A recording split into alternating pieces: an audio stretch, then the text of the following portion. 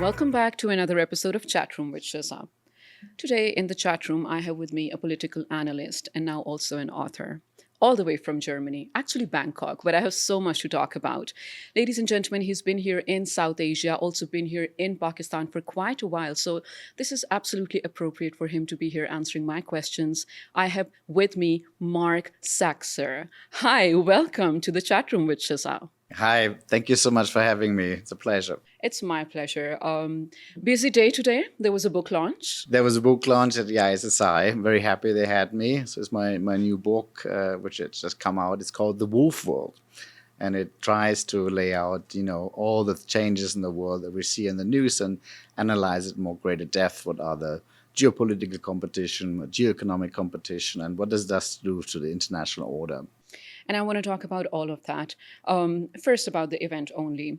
I hear that the book is almost published, but the event was already held. So is that a common thing to do with book launches? Because I know some people also do book cover launches. While the book is yet to be written, they just launch the cover. But yours is about to be published. How soon should it hit the market? It is printed, as far as I know, but it's somehow sitting in a warehouse in London or in Oxford somehow. I think it's just been a bit delayed. It's not ideal to have a book launch without a book, I have to say. Well, I mean, as long as you have the idea, why not, right? Yes. And talking about the idea, Wolf World, what are we expecting from this? Can you break down how did you come up with the thought? What does it mean to you, Wolf World? Well, it's basically a quote by Thomas Hobbes, a man is another man's wolf. And so it kind of invokes this kind of ruleless world where might makes right. It's the law of the jungle. And I think that's pretty much an apt description of the geopolitical situation. You have basically great powers have returned to warfare. You have an escalation of conflict all around the globe. Great powers, smaller powers are disobeying international law, ridiculing it actually. And that all makes this kind of lawless, ruleless wolf world that I'm talking about. And what an interesting, unfortunate, yes, but what an interesting time to be in, to be observing all of this. So for you being a political analyst and then viewing this through your lens of, let's say, wolf world, and I want to come to transformative, realism also, but through that lens, how do you feel like about the times that we're going through? Let's talk about South Asia first. We're embroiled in regional conflicts, and then, of course, bearing the brunt of global conflicts as well. What do you think Pakistan specifically is going through right now? Well, if I talk to people in the region, in particular in Pakistan, the first answer is, Mark, look, it was never a rule-based order. It was never a liberal order. For us, it was always a wolf world, and we're used to navigating it. And I must say, if you look at what Pakistan is doing on the international stage right now, it is acting very clever. Right? So maybe for you, it's easier to maneuver and navigate this wolf world than it is for someone who comes from Europe, which has been living in this liberal garden for a long time. Right. And at the risk of tooting our own horn, I think Pakistan did amazing diplomatically, especially, in terms of dialing down the conflict in Iran against, of course, the US and Israel, being a facilitator and then a mediator as well. Has that put us in a better position? Well, it puts you in a good position, I think, on the world stage.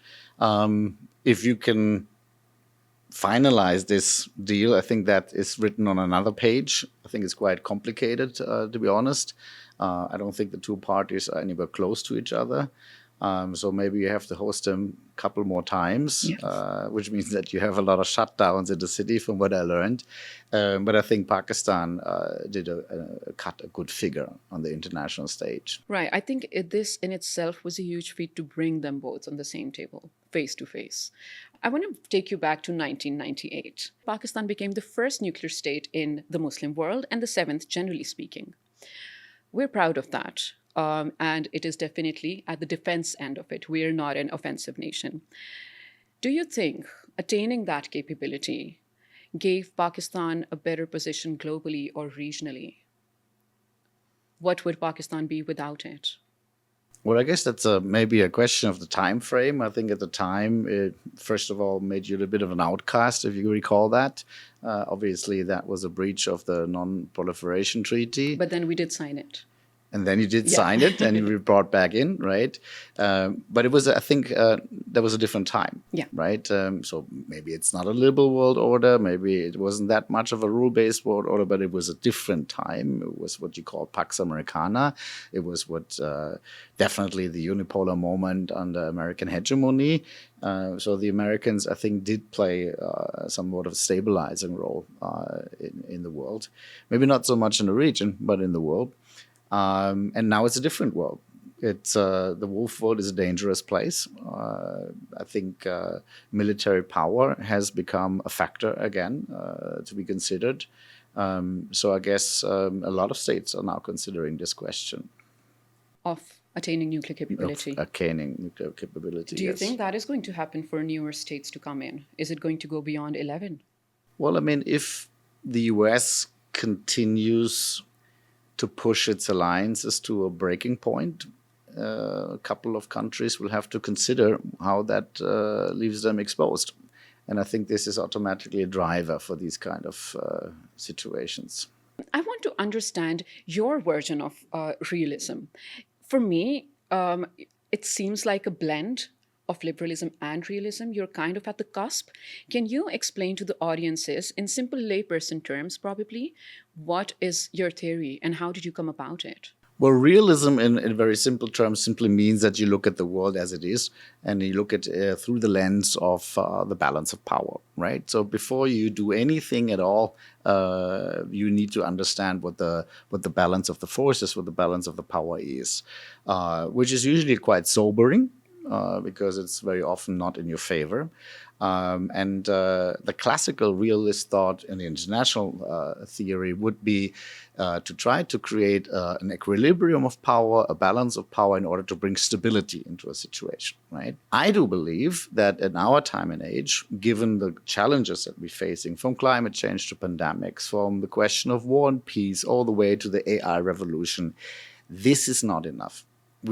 Stability in itself is not enough. The status quo is unsustainable.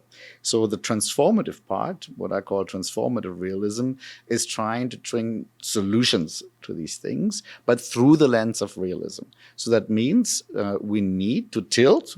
I mean, let's say change is always a rupturous thing. It creates winners and losers. So there's always players who would prefer the status quo to stay because they have a lot to lose when it comes to change. So at the end of the day, what you need to do is you need to build broad alliances in order to break through the resistance of those who support the status quo in order to bring change. Mm-hmm. So it is, as you say, a blend. It is heavily realist influence because it's focused on this balance of power thinking, but it's also somewhat of a forward-thinking, transformative thing, which may be constructivist in its ideas. It has an element of social engineering into it and goes beyond the classical realist or neo-realist thought. Does that make you a hopeful cynic? I'm a German, so I'm pessimist by nature. Love it. Got it. So technology and climate crisis and multiple other things at the moment are used as geopolitical weapon. You've been here, you've seen things firsthand and in many different countries. How do you think, first of all, things are translating at household level for people, not just governments? And then how are the governments in South Asia tackling this since it has become a geopolitical weapon? Well, obviously, everyone in the world, but in particular this region, is now at the receiving end of the fallout, of the shockwaves that come from this third Gulf War. Obviously, there are questions of energy supply. There are questions of energy price hikes, foodstuff price hikes, fertilizer price hikes, and actually also shortages. So I think in the short run, we're going to look at inflation. We're going to look at shortages when it comes to food, pretty much in every country that cannot afford to buy from the global market at premium prices. So that is a difficult thing to do. If governments are now reacting, as you say, and I think they need to react in order to alleviate these kind of, especially the food crisis, but also the livelihoods of a lot of people depend on the gasoline prices, right? These governments have to spend a lot of money. And that puts governments that are on the back foot anyway when it comes to sovereign debt into even more difficult position. So I think the second wave of what we're going to see is a more sovereign debt crisis, maybe even some insolvencies. And these will create ripple effects into the financial system, both in the global north, where you're going to have probably ruptures when it comes to the expectations of economic growth. I think you have a strong recessionary pressures fly in the air, especially if central banks need to raise interest rates in order to fight inflation. And that will cool down economic growth in the global north. And it makes it very, very dangerous for countries who have sovereign debt in foreign currencies. And this is one thing after another. So just like from 2020 onward, I think if we look at it, then we have the pandemic and then the Russia-Ukraine war, and now this, Middle East conflict very much growing at the moment, of course, involving US, Israel, and Iran. How do you suggest, or rather a piece of advice from you probably for the public to deal with or brace themselves for the upcoming inflation or the recession? I find it difficult to imagine a scenario where this can be completely avoided. So I think it would be best, as I said, I'm a realist, so I think we have to look at the facts. I think the shock waves are already in the system. The question is now where they pop out, right? So is it going to be a recession? Is it going to be inflation? Is it going to be a financial crisis? I do not know. But I think if you think back at the 2008 financial crisis, it was actually the trigger. Was the subprime crisis in 2007. So it almost took 1 year for the shock waves to actually reach the surface and create that financial crisis that we then have seen on TV, right? I think, or it may be well be, that we're in a very similar situation. It's already in the system, but it hasn't caused that kind of crash yet. Okay. And while, of course, this is an ongoing situation, and like you said, at the moment, it doesn't look like it can be avoided, capitalism doesn't take a break. Well, you're actually hitting an interesting point, and that is that the tech stocks are doing quite well. I think this may or may not be a little bit of a myopic view of financial investors. The big tech companies have been showing good numbers, and then you had this talk about the crisis in the Persian Gulf somewhat stabilizing and cooling down, and immediately the tech stock shot up. I think you and I know that the crisis in the Persian Gulf is nowhere close to being resolved. It's rather likely that it's going to escalate again. All the systemic risks that we mentioned, right? Energy, food prices, inflation are also there. So I think, in my view, the stock market's acting a little bit narrow-sighted at the moment. They're not pricing in the risk. Right. And you have also mentioned that neoliberalism is hollowing out democracies. Can you explain that? Well, I mean, if you look at what is happening, and I think that is one of the main theories or the main thesis of the book, is that we have this twin crisis of liberalism. The stuff that we're going to talk in a minute, I assume, is, of course, the global stuff, the rise of authoritarian great powers, the decline of the liberal West, and the end of the liberal world order. So that's the global dimension. But at the same time, you have this assault of illiberal forces against liberal institutions back at home, actually everywhere in the world, but also including the Western liberal democracies. And where does that come from? Where does this anger come from? Where does this frustration come from?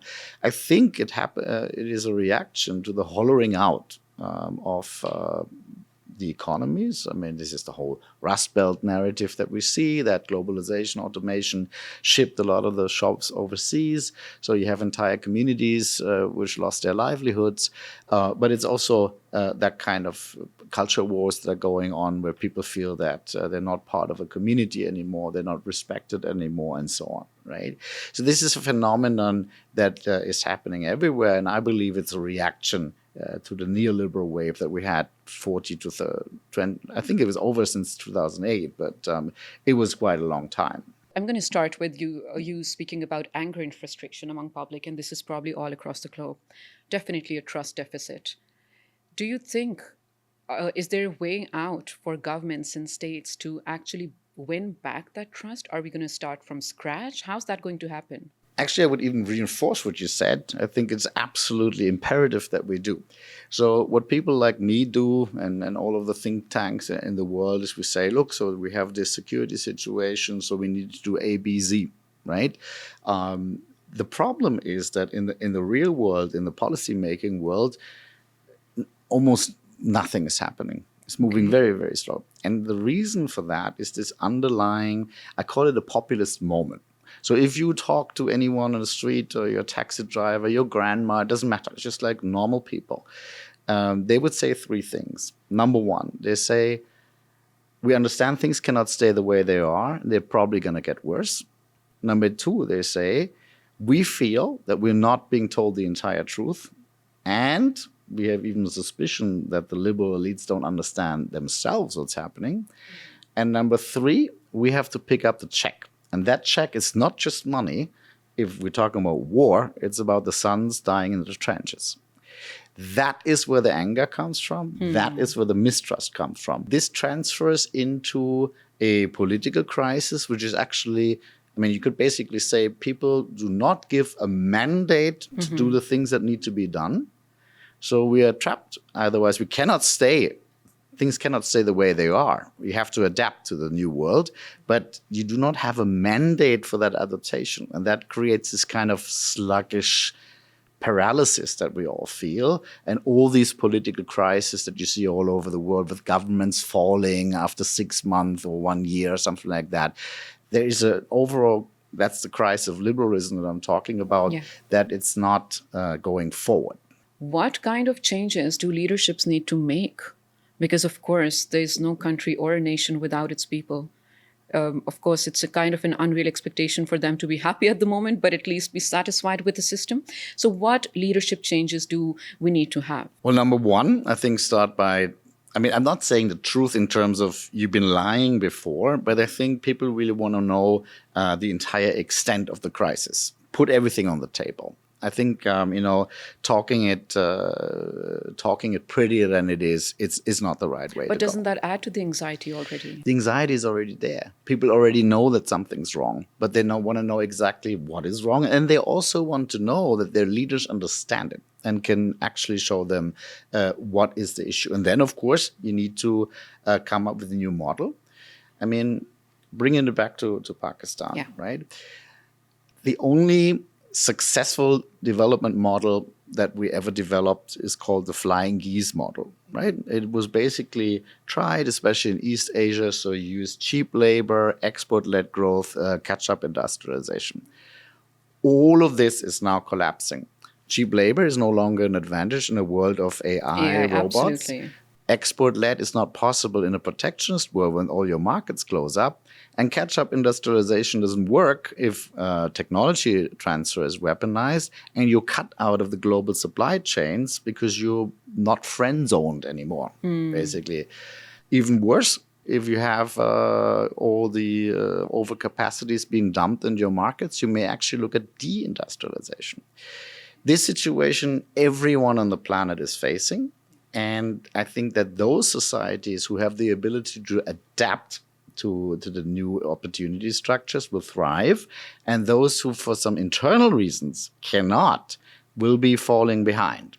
And that's why this domestic situation is so important.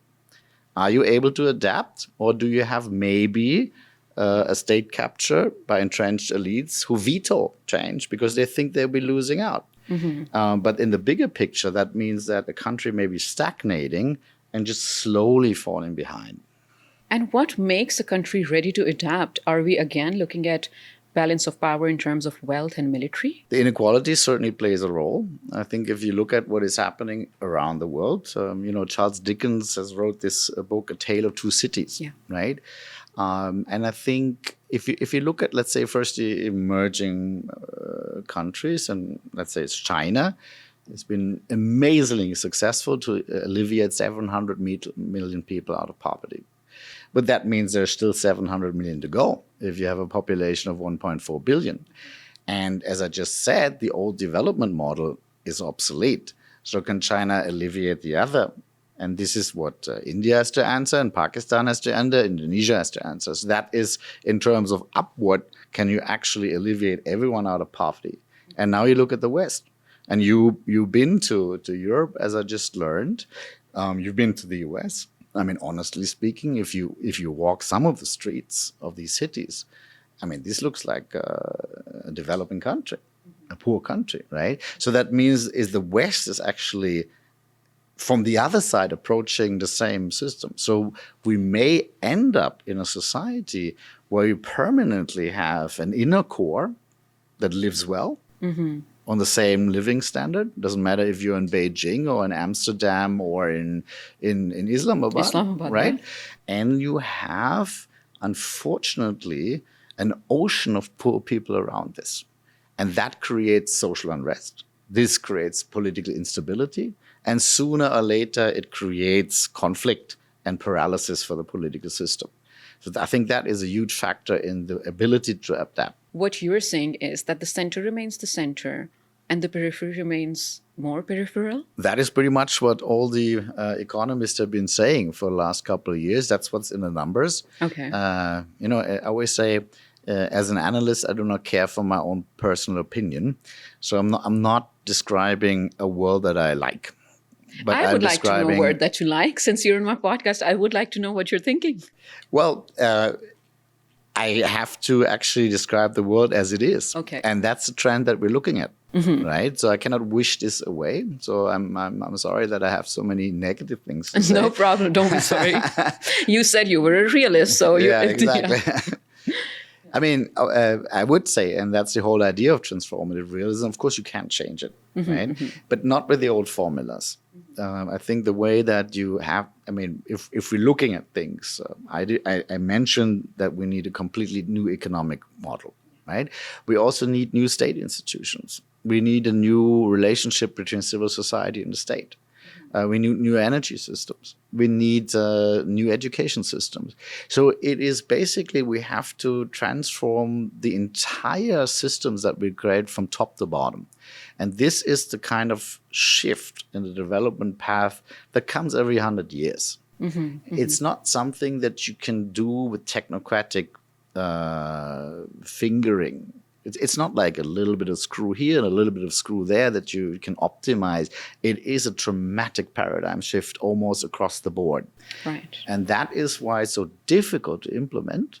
First of all, because I think those who bear the responsibility for it almost shy away from the magnitude of what needs to be done. And second of all, because we don't have the answer yet, what is the new system? We simply don't know. And you also talk about multipolarity. Well, a lot of analysts do and experts do. And of course, I think 21st century is supposed to be that, right? Speaking specifically about this region, how do you see Pakistan playing on that? Well, on the global level, I talk about a distribution of power that I call asymmetrical multipolarity, which is a little bit different from the multipolarity that is very popular and everyone talks about. I mean, I think the popular narrative is somehow a rise of the global south. I think it's a little bit more complicated than that. I think the world that we're going into going to have two superpowers, the US and China, which I do not believe will be as overwhelming as the US and the Soviet Union used to be in the old Cold War. So they're in a league of their own, but they do not make the system bipolar. And then you have lots of regional powers. Pakistan is one of them, Indonesia. And I mean, you talk about the Middle East, you see that the regional powers are almost more decisive on the ground. From Israel to Iran, from Turkey to Saudi Arabia, there's a lot of regional powers, and you have South Africa and Brazil in the other regions of the world. However, these regional powers cannot project power globally. They are regional powers. And then in the middle, you have three continental-sized question marks, Russia, India, and the European Union. Potentially could be poles, but have so many internal contradictions and weaknesses that we don't even know if they break apart, right?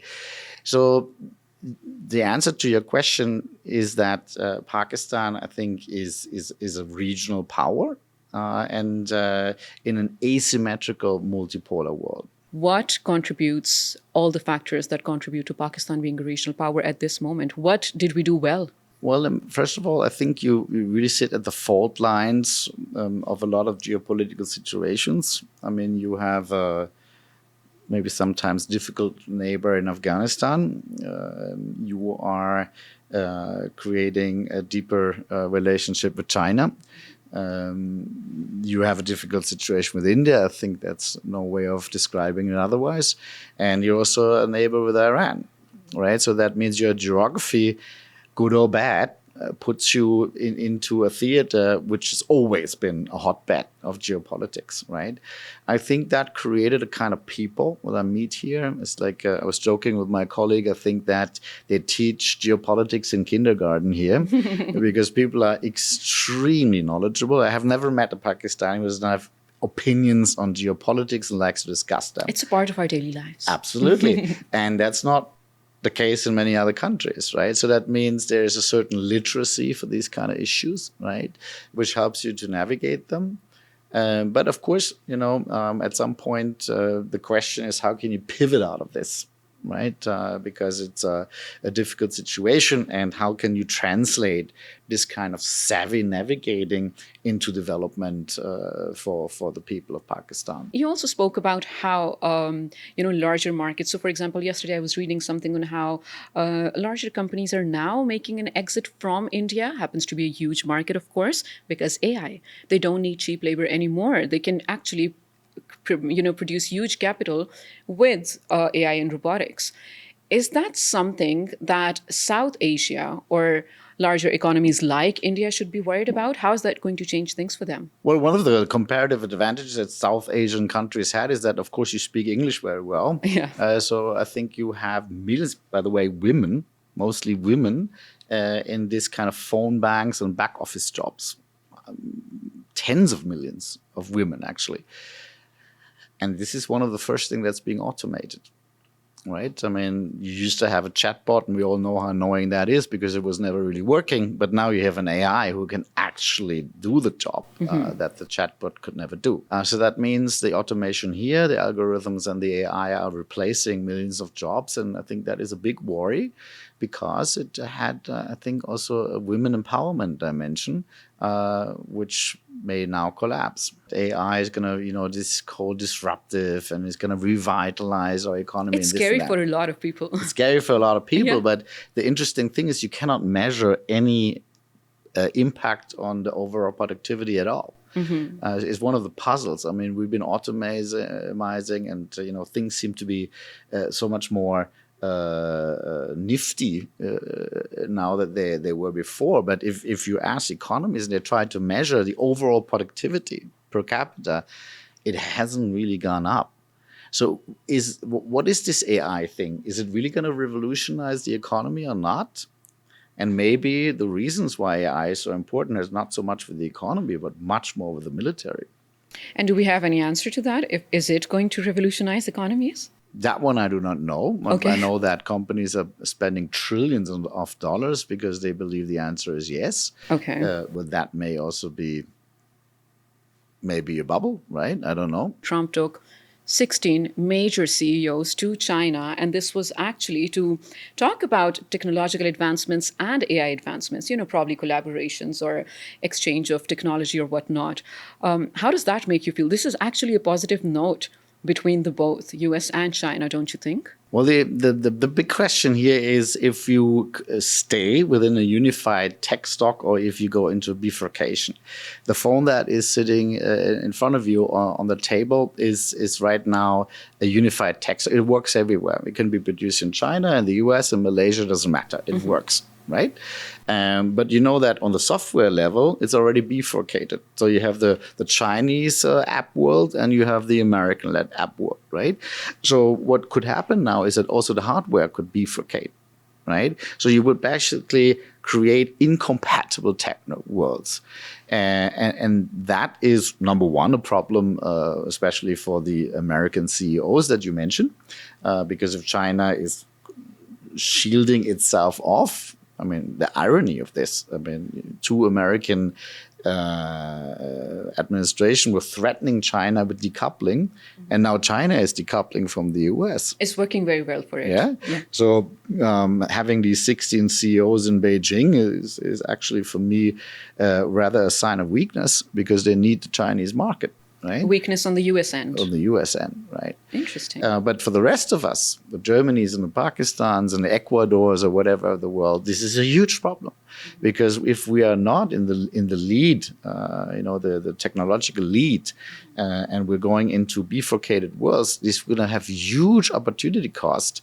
Because if you decide on one side, you're losing the other side. Or you have to play in both worlds, which has enormous cost for development, research, standards, investments, all of these things. So for the rest of us, this is pretty bad. Marc was here in Pakistan 22 years ago, and that was your first job? That was my first job, exactly. Can I know more about it? I started off as a very impressionable young man, as an intern, in fact, for the Friedrich-Ebert Stiftung.